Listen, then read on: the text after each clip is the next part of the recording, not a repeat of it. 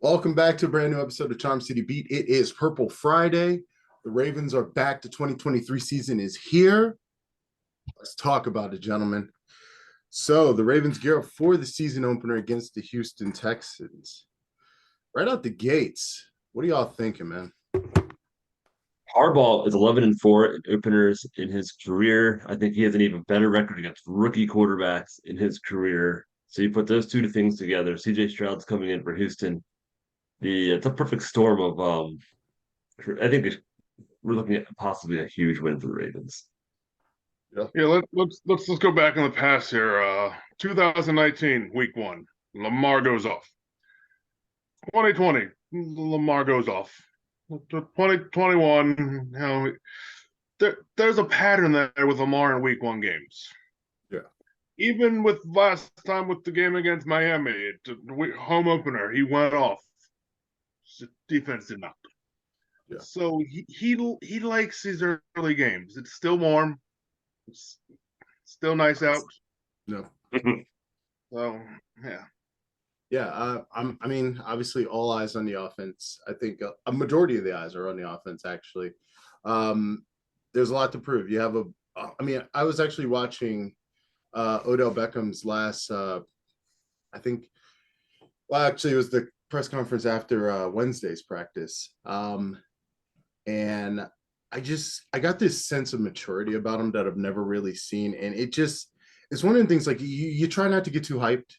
You know how it is, but just watching him and how he was so articulate, just so thorough, pretty much saying like this is a different room. Like he emphasized that this is a different wide receiver room, and that right there gives me so much confidence.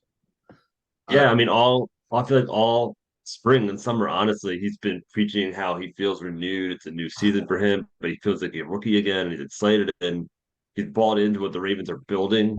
Yep. And it's just super exciting because if he is playing like he did in his first 5 years in New York when he went over 1,000 yards every single season, and even in the Super Bowl when he would have probably had a record-breaking performance had he not tragically torn his knee for the second time in his career. I think I mean, I'm hoping that's what Lamar is getting with him. They seem to have pretty good rapport, and Yeah. he seems to have taken the younger guys like a Bateman and a Flowers under his wing. And I think that's even like the Duvernay. I think that's super beneficial for this team that's trying to find an identity early. Yep. 100%, Ross. Oh, off topic quick. Speaking of Duvernay, he's like sixth on the depth chart for wide receivers. All of a sudden, I saw that depth chart. I was like, "What? Huh?" I had trouble finding him. I mean, it's easy to get lost behind OBJ, Zay Flowers, a returning Bateman, and Nelson Aguilar to a degree. You have to give Aguilar his credit. He is a former first round pick. He's been around the league for a little bit of time. I mean, the veteran wins out here. I mean, of course, I think Bateman's going to get his touches. I mean, he's a very special player, similar to what they have out in with Deebo Samuels. I think he has that potential to be that gadget player, and we could definitely see that, especially in this offense. We have no idea what's coming, and that's the coolest shit about it. We have no idea. The preseason, again, there are people on Twitter that will talk about, how we were running a full playbook. How dare we run our playbook? Yeah. But I don't even think we've seen like tip of the iceberg yet. I mean, I think we've only barely seen that, the tip of the iceberg. No, And they scored 7 touchdowns in preseason after 19 Yeah. in the regular season all of last year. I mean, that's preseason, obviously, but they're throwing the hell out of the football. Launching it. But let's talk about some players actually for a second. Let's move to more individual situations before we get back to the team as a whole. But players to watch that are not Lamar Jackson. It's with the Ravens. I mean, let's be honest here. Lamar's the face. That's the first person you think about. But I think there's stuff internal inside that needs to be talked about. I'm gonna start with the linebacker core, which is my favorite position, the interior linebacker. I think honestly the central piece of your defense, or at least it should. At least back in the day it was. And I know they're going with safeties and edge rushers, building defenses around them, but I think the Ravens have a history of centering the defense around supreme linebacker talent, and this year it gets no better. You got PQ playing for a contract. You got Roquan looking to establish himself as a true leader. And I think it's just a perfect recipe for an amazing storm on other offenses. It's going to be insane. Yeah, for me, I think it truly is Bateman. I think his first year in the league, he got hurt the first 4 weeks and he was out, and then he never kind of recovered. Last year, he did play the first 4 weeks, then he got hurt, had season-ending surgery, never really got going. But I think in the time you did see him last year, he flashed to brilliance. He was really dynamic. I think he had 2 touchdowns in the first 4 games, went over 200 yards. And I just feel like he's probably pound for pound the best receiver in that room. All respect to OBJ, but he's 30. And all respect to Zay Flowers, but he's a rookie. And I think a lot of potential for both those guys. But I think if Bateman's truly on, he's truly the number one. He's as good as potentially any receiver in football if he's just healthy and plays.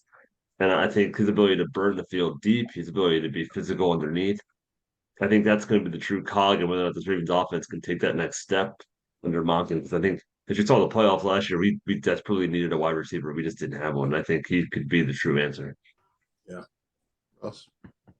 Well, mine's a group. It's Owe, Ojabo, Matabike, and Broderick Robertson. Those four will make Gerald's group 10 times better if they can do what our old lines used to be able to do, and 4 people go, open holes. You see how Patrick Queen loves when holes open up in defense. He drum rushes them. And besides them, another one for me is OBJ, not so much for on-field, it's off-field. The veteran leadership that he's having with Zay, Bate, Duvernay, even Aguilar. Like you said here, he's mature now. He has a ring. I don't think we're going to have moments where his dad's tweeting, Baker, you got to throw the ball on this. I think we don't have that OBJ. He had to sit out a year. He's been hurt. He knows he's got 1, maybe 2 years left. Yeah. So it's just off-field leadership, like you said. Lamar's pointed out, he's claimed, he's quoted today, I've had receivers that could help the team, but this year's different. And he smiled and just said, it's different. All I'll say is, it's different. Yeah. I'm also curious. I think on the same note, the Clowney. I feel like we brought him in super late. He's not getting a lot of headlines because we haven't seen him. Definitely not in preseason. And I think he's in the same mold as OBJ, and he's kind of the back end of his career. Yeah. And he's had a very tumultuous career. He obviously was a super electric player when he first got into the league, almost just because of the hit that he had against Michigan. And it's just like, holy crap. I think it was Michigan. But anyway, holy crap. I feel like this is a guy that can also lift that defensive lineup that you were mentioning, just like OBJ can lift up the offense. And so that's a guy that I'm like, if it's a handful of, plays a game, I think if he can just get back to what he was when he came out of college, wow, the impact. Yeah. I couldn't agree more. I think Clowney is definitely going to be a force. Isaiah Likely, last year I feel like he came onto the scene, and I'm gonna be honest with you. I'm gonna be real perfectly honest with you. The NFL is a really cutthroat league. Like one misstep and you're a backup. One misstep and you end up being a starter. And Isaiah Likely just has that talent that, yes, Mark Andrews is easily one of the best tight ends in the league. Hands down, no question. But Isaiah Likely, his ceiling's high. I'm going to be real interested to see how we work him into this offense. I think you get, especially in goal line situations, you have 2 just amazing caliber tight ends just out there, just easy targets. I'm really excited to see what they do with him this year. I think the preseason kind of showed us he can play. And I think that kind of showed you just how much value the Ravens have in him. They could have easily thrown him out there because they needed depth. They didn't. They chose not to. And I'm really curious. I think you're going to see him a lot more in the slot, kind of like what Kincaid's going to do over Buffalo. They moved up 25th round pick to get him. So I'm really curious what they do with him. Monken showed he did it in Georgia last year, the multiple tight end set. And it just creates another mismatch for a team that can throw a lot of weapons at you at all times. And, if a guy does go down, He's a guy that can step in and be a very physical receiver in a mismatch for a team that's got to account for Lamar, Dobbins, wide receivers, and Andrews. Like, good luck. Maybe even Pat Ricard on the head, just flying around. Yeah, what is going to happen to him? Don't worry about him. He'll be there. Don't worry about it. Well, speaking of Mark Andrews, who kind of was dealing with a lighter injury, Ross, give us the injury report, dude. Well, injury. Mark Andrews is listed with a quad injury. He was limited today. Ronnie Stanley had an ankle, limited. I mean, and then the obvious one is Marlon with his foot, and he did not participate. So, and he will not be playing this week unless if he's lying to all of us. Yeah. But okay, only 3 injuries, and from our last couple preseasons, that being our first injury report, I'll take it. Was it too early to give the game ball to our training staff? I think they're not hurt because they didn't play. I think that's the biggest thing. I do think that the cornerback's going to get tested without Marlon. Maybe not against CJ Stroud, and maybe they're holding out Marlon for week 2 against Burrow. We'll see if Burrow even plays. I think we'll see about that too. Yeah. I think we're going to miss Bowser. He's going to be back. We're going to forget about him too, but he's going to get thrown into that. I'm excited about this football team, and I think we're healthy. Knock on wood. I mean, and the Texans are not. I don't think they have 3 of their starting offensive line. uh, Just ruled out, I think, one of their tackles. I think they already read they lost their center. I got a feel from CJ Stroud. Yeah. Yeah, I watched a lot of CJ Stroud football last season. Amazing kid. I think he did amazing things in college. I don't know how it's going to work out with the Texans. I'm going to be real perfectly fucking honest with you. And again, I don't want to sell them short. Again, this is a professional football team. And on this show, I try not to sell people short. Because again, these are dudes making millions of dollars to do professional things that we can't do. But I don't know how he pairs well against that pass rush. Literally. Like certain quarterbacks played well despite having really good wide receivers. Like you think Jamar Chase, and you're like, there's no way Burrow is really that good. It was just Jamar Chase and Jefferson. No, he's an amazing quarterback, and they're all complement each other. Yep. CJ Stroud had one of the greatest wide receiving cores in recent memory. Insane. They're all in the NFL. They're all first round picks. I think that's, to me, my gut says he was a product of that and not vice versa. And I think you're going to see it on Sunday when he really doesn't have a lot to throw to. His best receiver is tight end. Yeah. Who is? I didn't do a lot of. Pardon me. I didn't do a lot of research into the Texans, but who do they have nowadays? I don't think anyone. They've got Dalton Schultz from the Cowboys. I think he's going to be his go-to underneath, security blanket. It probably doesn't even matter who the receivers are. I think it's going to be a hellhole. I think Pierce had a tremendous rookie season last year, 4 touchdowns, over 900 yards rushing. I don't see him getting it going. I think the Ravens are going to really shut that down. They're going to shut the pocket down. They're going to force Stroud to beat him with his arm. And I just don't see it happening. I think it's going to be a feast all day. Yeah, it's got to be. I can answer your question here. Their wide receivers are Robert Woods and Nico Collins, with Noah Brown and Tank Dell as the 2, 4, 3, and 4, and John Meacham the 3rd, and Xavier Hutchinson as 5 and 6. Wow, interesting. Huh. Well, mm-hmm. Yeah. Not even being biased. That's just not good. Yeah, Robert Woods is like a number 4 for the Rams. Yeah. Wow. It's a rebuild, boys. It's a rebuild. They are rebuilding. They cleaned house essentially. What the hell did they do with those draft picks for? They got CJ Stroud. They got a really good defensive player, if I remember correctly.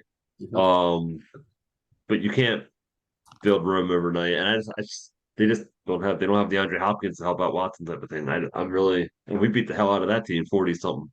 So I'm really curious how this goes for a season opener. Half your O-line missing in M&T Bank Stadium against that defense. You're probably going to be down 25 points in the second quarter. Like, ew.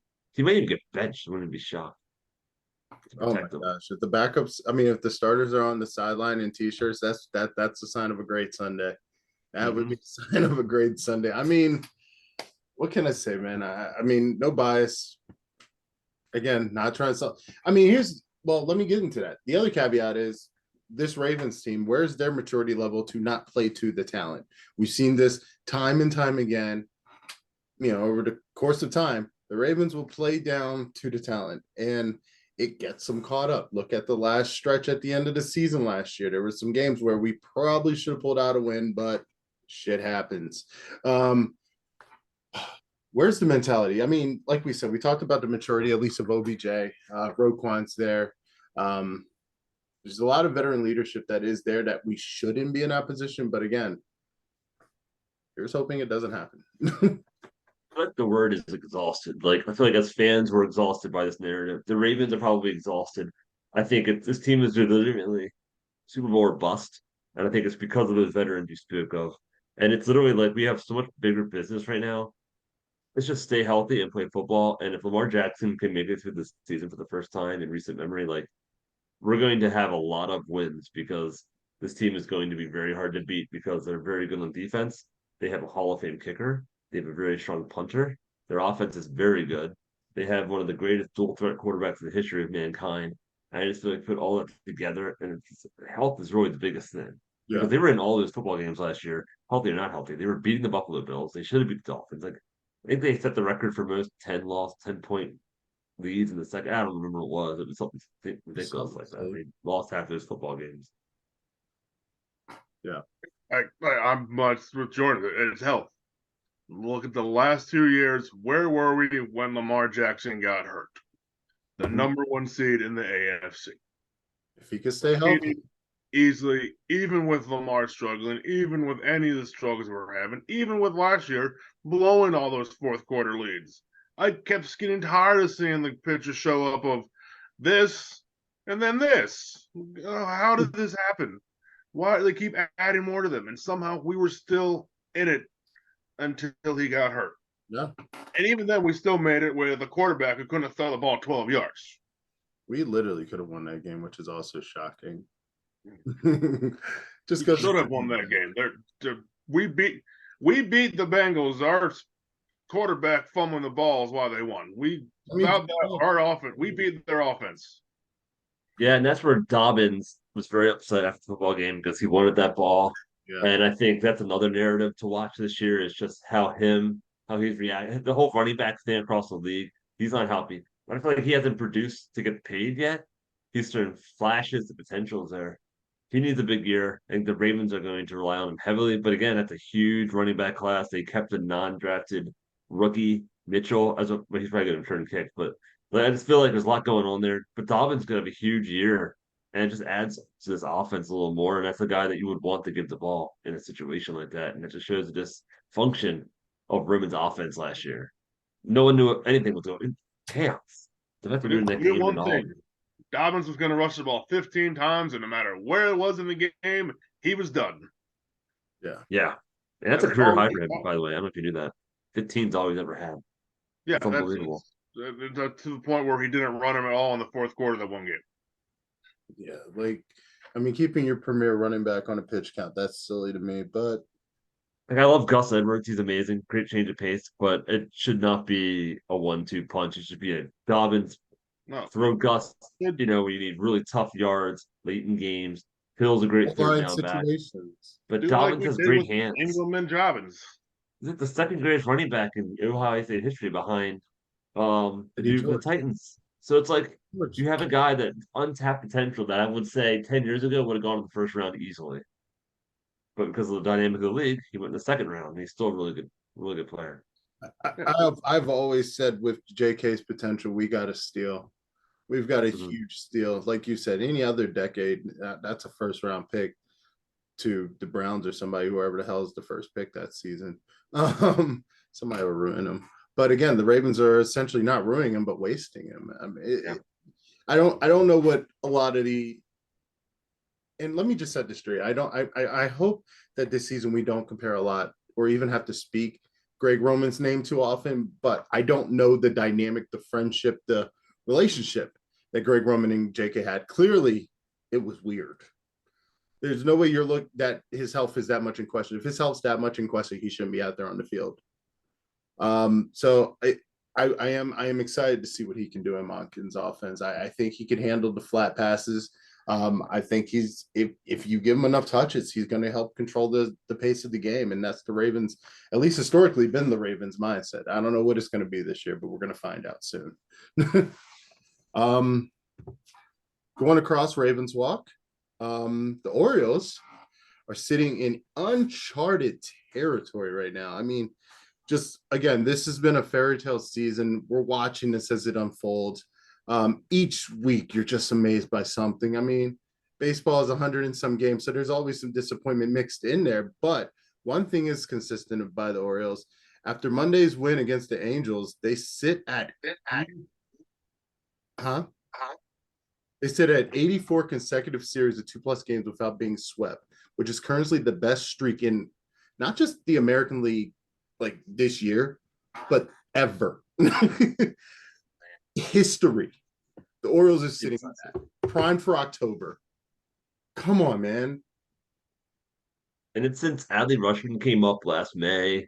And since then, they've added, Gunnar Henderson and Grayson Rodriguez and Westberg and to all these other, What's veterans his that name they've got. flying through the farm system right now?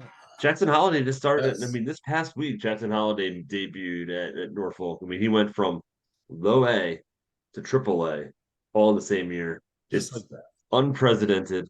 I mean, I wouldn't be shocked if he was in the Orioles roster in 3 weeks just to have him give him a little bit of time. But Let's do I it. think he All could break about camp with this team next April, and I wouldn't be shocked. It's just unbelievable. And this is a team that is never down. They're constantly coming back to win these baseball games.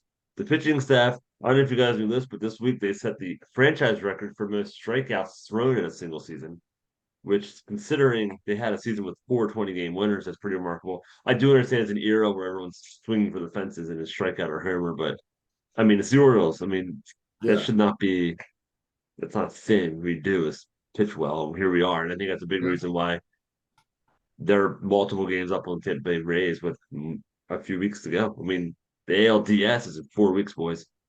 Yeah. We were talking about this actually around the All-Star break. I remember talking about the Orioles pitching being a question and having to get that sealed up. Like you said, it's there. Again, the Orioles are playing the best baseball we've probably seen in decades. The best baseball in decades. I mean, it's just amazing to be a part of this. Can't wait for the Adam Jones game next week. Hopefully, I can get tickets tomorrow morning. But yeah, it's you just that Orioles magic is back, and it's everywhere. You could see it. Yeah, but let us go into the. We're gonna bring back a segment this week in Baltimore history. Cal Ripken stands alone, 21-31 day. Yep. Is it a focus? Everybody's got their thing. Yeah. I stuck in that wall in my room. There it is. I There mean, it is. yeah, like the streak that helped save baseball, essentially. I mean, just playing that many games consecutively in itself is just insane. And I mean, the record now sits at 2,632. Cal Ripken owns that record, obviously, but that's just insane. It's one of the most unbreakable records, I think. I don't think it'll ever be broken. We saw the home run record fall last year with Judge. That'll continue to break. I think it's one of those things that just a testament to it's a callback to a classic time in American history where baseball was like the heart and soul of this country. And Lou Gehrig was part of that. And Ripken sort of reminded people of what was once great. And like you said, it saved baseball, especially after the streak. And he's a hero for a lot of people in Baltimore because of that and across baseball. I got to see him in the Hall of Fame. That was really fun. And That's awesome. I like think it he's was a legend. I think I was like 5 when that happened. So it's like, I was cognitive of it, but I mean, looking back, it's just like insane to even think about. I mean, hell, I don't even think players play more than maybe 10 games in a row most time. There's always a break in between somewhere. There's always a break. But I mean, just to go that hard, to be a true Iron Man. You know, that's Baltimore history right there. So we are moving on to Sunday now. No game ball this week. I'm not gonna give a game ball this week. We're gonna wait and see. Because I am excited for this week's Sunday football. You guys will be there. It's awesome. Yeah.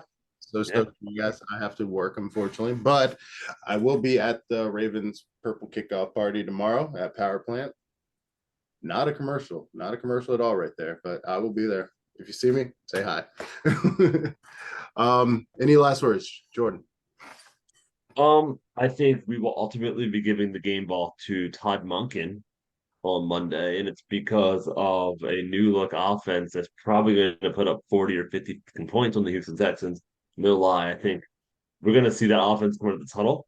It's going to make that place loud as all hell. Yeah. And they're going to proceed to just march up down the football field until they're all benched and Tyler Huntley's under center and midway through the fourth quarter. That's my projection for that football game. I think the defense is going to have a huge hand in it. They may even pitch a shutout, which is worth 20 extra points of fantasy, Justin Holden.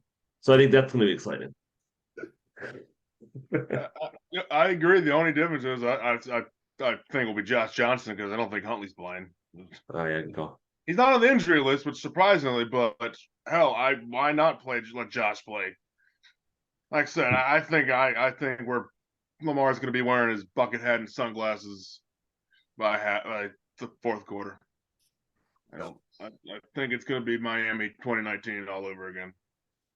What I'm most excited about, even go like Marquise Brown 2019 all over again to start off. it's going to be awesome. And I love Monday mornings when ESPN's showing recaps of the games and you see the Ravens, blew up the Texans and everyone's on the Ravens party again. Because it's been a hot minute since everyone was on the Ravens bus. I don't know, dude. I've been watching a lot of Good Morning NFL and other sports shows, and they've been speaking high, and it's. I have also seen them have us not make the playoffs and also finish as a wild card. Well, that's just silly. By the same Good Morning Football crew. One of them on there. I've been a few people say, Ravens are going 9 in this. Like, well, what are you looking at? There's no president for it. And I love the Bengals. They're a really good football team. They've only ever excelled after Lamar got hurt. And if we're talking Lamar healthy, which we are, they've been second fiddle since, the man was at Louisville. So yeah. Yeah, I don't have a lot to say. I'm just really excited football's back, man. It's the best time of year. Fantasy football, NFL Sundays, college football Saturdays, Friday night lights with high school even. Shit, I just love football and I'm excited it's back. I think it's gonna be a great game. I hope it's just a complete train wreck for them. I just hope they run through the Texans. That would be the greatest thing to set the tone. Get OBJ open. Just start making plays. Let's see how this offense goes and put on a great show. But that does it for our episode. Don't forget to like and subscribe. We will be back next week talking about this game and, of course, next week's, obviously. So don't forget to like and subscribe. Take care and go Ravens.